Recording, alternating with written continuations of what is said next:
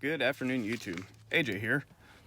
You ever walk into your house and smell something that smells really, really good, and you are just, wow, what is that? And you start scanning around, just looking and seeing what you can find. There's nothing on the table, there's nothing on the cabinet. The oven's empty and off, and your wife is nowhere to be found. Well, folks, that happens to me a lot, and it's because we make a lot of dog feed at the house to feed our dogs with. So we make it a lot from scratch, and it's just something we've always done. But it occurred to me the other day that, heck, maybe I should do a video over that, because to me, every prepper or everyone that's prepping that has a dog probably would appreciate a little tip or two for prepping for their animal. So prepping for a dog isn't really that big of a stretch from prepping for yourself. Most things you probably already have in stock, and that includes medical stuff. It'll work on your dog as well. Now, I'm not a vet or a pet nutritionalist, if there is such a thing as that. I am, however, just a guy that wants to make sure my dog is in good shape for an SHTF situation. So, in this video, I'm going to share with you a little bit of make-do knowledge and experience that we've gained over the last 20 plus years. And many dogs, many dogs. Now, dogs are our true passion, above, the kids and the grandbaby first, of course, but then dogs are our true passion. You folks probably heard of, slopping the hogs. Around my place, it's slopping the dogs. We make a variety of things, from treats to supplements to full ration meals, and it's not even really that hard. It's a little extra work. Sometimes it really doesn't smell all that great, but it is definitely worth it. We've had extremely healthy dogs off of this, and actually some show-winning dogs from it. Now, I'm going to tell you a little bit about this first, but however, I would like to reiterate, please stock up on your kibble. It is the easiest and possibly the most sustaining feed you can have for your dog. And also, I would like to highly recommend practicing some rationing back, and occasionally even fasting for you and your dog. And the reason you want to do that is so you both can learn together and, get your body a little bit more prepared. So rationing is for you to learn so that you can be more efficient and fair with your dog feed. Rationing back is for your dog to learn so that he gets used, or she gets used to the smaller rations. And fasting isn't really for anybody to learn, it's just something you need to do. It's totally healthy, totally natural, and it's something everybody should do. And it's not gonna hurt your dog. It may hurt its feelings for a minute, but then it'll become the norm. And you're not doing it for a long time, just maybe skip a meal one day for them, once a week or something like that. And that goes into the prepping for your dog, starts with prepping your dog. Now, whether you're looking to supplement a regular ration or to come up with a full replacement for your dog, it's basically the same simple 5 categories. First, you're going to want your base, which is going to be your filler, your carbs, potatoes, yams, breads, pastas, rice, which white rice, of course, is way better than whole grains, because sometimes whole grains can cause allergies in dogs or aggravate the allergies in dogs. So avoid those at all costs. That's even includes breads and pastas. Now, oatmeal, on the other hand, even instant mashed potatoes with a small bit of flour can be turned into a gravy, and that is a base that they will love. Now, number 2, we'll get into protein, which is going to be your eggs, peanut butter, beans, pumpkins, all good sources of proteins. And when using dry beans, you want to make sure, as a base or protein, you want to make sure that you cook them thoroughly and soak them thoroughly.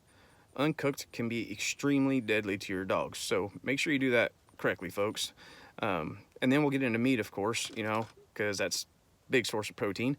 Now, some folks actually get pretty uptight about feeding a dog raw meat, and to me that's debatable, I guess, because I've always fed raw, and raw game meat especially, and it was seasonal, of course, but depending on how well I did that year, it could go all year. And plus, they were, during butcher day, they would, get their fair share of scraps from the chickens, ducks, rabbits, things like that. And then, of course, they had their own occasional personal catches of varmints. And I have never, ever had any problems with it. It's quite beneficial, actually, because the bone marrow and the fat are both much healthier as a fresh, Anyway, if you'd rather serve it cooked, by all means, do. We do.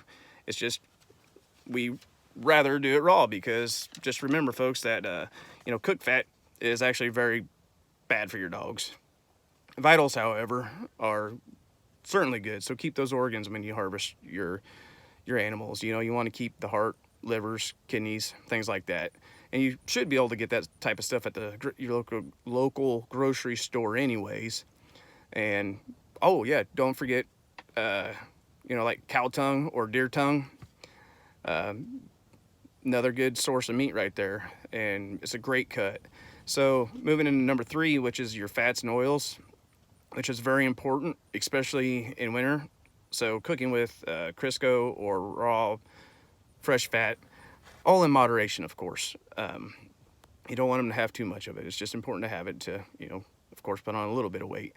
Now, getting into number 4, that's vitamins and minerals, such as like kale or spinach. Great, easy enhancements to your feed. And it can be stored readily in your freezer, if you choose to do so. Or you can buy, you know, like canned feed, like canned carrots, beets, squash. Use your imagination, folks. And then, of course, yogurt. That's something else I need to mention. That's great for the digestive system, and it has, you know, a lot of good vitamins in it and everything like that. And also, like, we keep ours in the freezer, so if you throw it in the freezer, it's a great treat for them during summer, kind of like an ice cream for them. And so that brings us into hydration, which is last, but obviously the most important, and that's to keep a good water source available for them.